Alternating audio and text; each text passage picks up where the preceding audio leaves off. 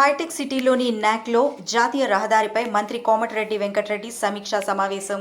హాజరైన special secretary Dasari Harichandana IAS, secretary Harish IAS, NHRO Razak, ఇతర అధికారులు.